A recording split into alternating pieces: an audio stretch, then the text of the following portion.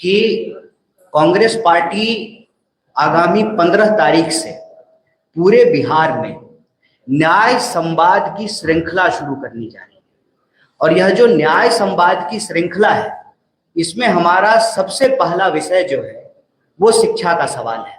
इसी तरह से नौकरी का सवाल, भागीदारी का सवाल और समाज के जो अलग अलग सेक्शन के लोग हैं उनके बीच में कांग्रेस पार्टी जाएगी, उनके साथ संवाद करेगी, उनके दुख तकलीफ को सुनेगी और उसी के आधार पर हम न्याय पत्र तैयार करेंगे। और उस न्याय पत्र के आधार पर आने वाले दिनों में चाहे चुनाव हो, हमारी सरकार बने या किसी और की भी सरकार बने, उन न्याय को लागू करने के लिए कांग्रेस पार्टी प्रतिबद्ध है। इसी सोच के साथ, इसी संकल्प के साथ आगामी 15 तारीख को नेता प्रतिपक्ष श्री राहुल गांधी जी बिहार आ रहे हैं। दरभंगा में वो छात्रों से संवाद करेंगे और जब वो दरभंगा में छात्रों से संवाद कर रहे होंगे, ठीक उसी वक्त बिहार के अलग अलग जगहों पर 60 से ज्यादा जगहों पर कांग्रेस पार्टी के देश स्तर के नेता बिहार आ रहे हैं, जिसमें हम विभिन्न हॉस्टलों में जाएंगे। SC ST हॉस्टल में जाएंगे, EBC हॉस्टल में जाएंगे, महिला छात्रावासों में जाएंगे, अल्पसंख्यक छात्रावास में जाएंगे।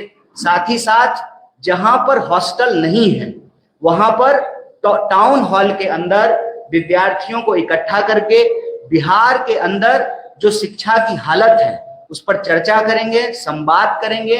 और उसी कड़ी में यह प्रेस वार्ता की गई है और इस प्रेस वार्ता के माध्यम से 5 प्रमुख विषय को हमारे ये मौजूद साथियों ने उठाया है।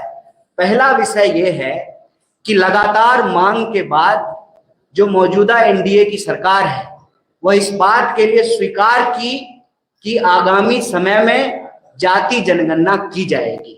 सवाल यह है कि जाति जनगणना की मांग हम लोग क्यों कर रहे हैं?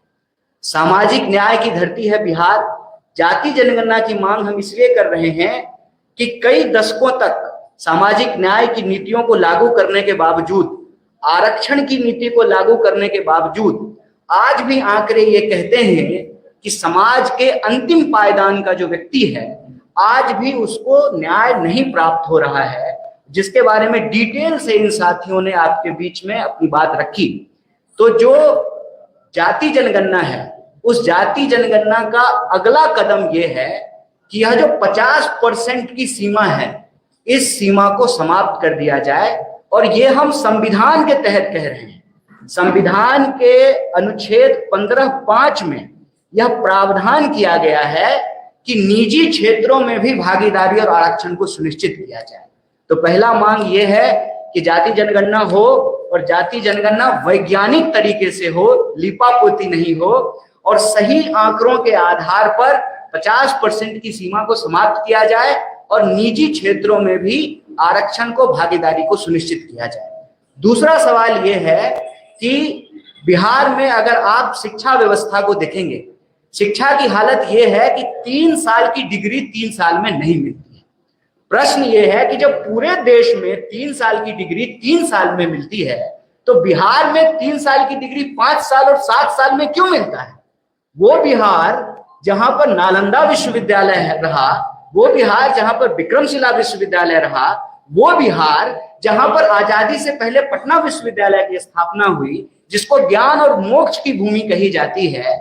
आप बिहार में किसी भी धर्म का इतिहास उठा करके देख लीजिए, उसका इतिहास बिहार से जुड़ा हुआ है।